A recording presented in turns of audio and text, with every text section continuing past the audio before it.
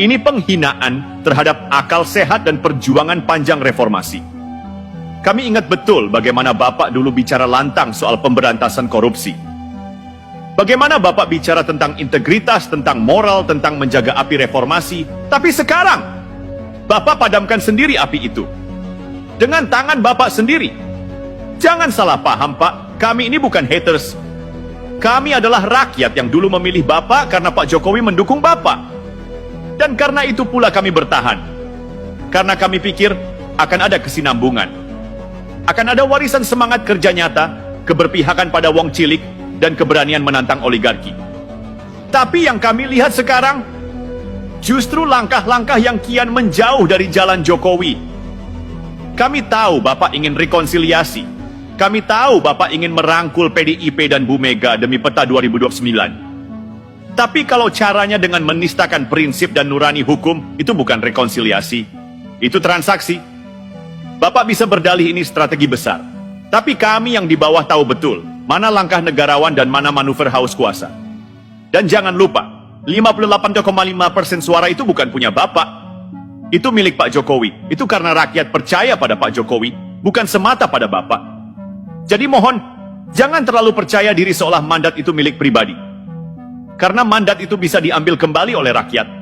Apalagi sekarang muncul ironi baru. 28 juta rekening diblokir PPATK. Rekening rakyat kecil, Pak. Rekening TKW yang sedang ingin pulang. Rekening bapak-bapak yang sedang dirawat. Rekening ibu-ibu yang menyimpan uang anak sekolah. Uang mereka dibekukan, hidup mereka dilumpuhkan. Lalu kepala PPATK dipanggil ke istana. Bapak buat pertunjukan seolah-olah ini bukan kebijakan pemerintah, hanya personal decision.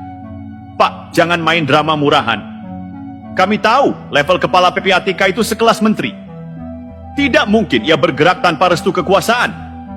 Jadi tolong, jangan permainkan emosi rakyat dengan panggung teatrikal seperti itu. Kalau Bapak betul ingin menunjukkan keberpihakan, sahkan segera UU perampasan aset koruptor. Itu lebih nyata. Itu lebih berdampak. Dan itu sejalan dengan semangat Pak Jokowi. Kami di bawah juga belum lupa janji-janji kampanye Bapak. Kesehatan gratis, subsidi listrik, BBM murah, mahasiswa dibiayai ke luar negeri, makan bergizi gratis. Yang kami lihat sekarang, janji masih jadi baliho, realisasi masih jadi lelucon.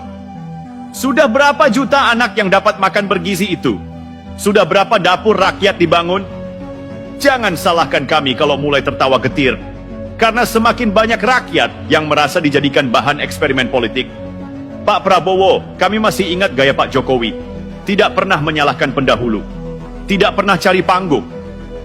Tidak banyak pidato, tapi kerja nyata. Ia tidak memelihara dendam politik. Ia merangkul, tapi bukan untuk bersekongkol. Ia turun ke pasar, belusukan ke desa, bahkan masuk ke gang-gang sempit di perumahan rakyat. Itu sebabnya kami mencintai beliau. Bukan karena kultus individu, tapi karena integritas yang konsisten. Cinta kami pada Jokowi bukan fanatisme buta, tapi bentuk perlawanan terhadap elit-elit haus kekuasaan yang meremehkan kecerdasan rakyat. Dan hari ini banyak dari kami pendukung Jokowi sedang gelisah. Bukan karena kami benci Bapak, tapi karena kami takut.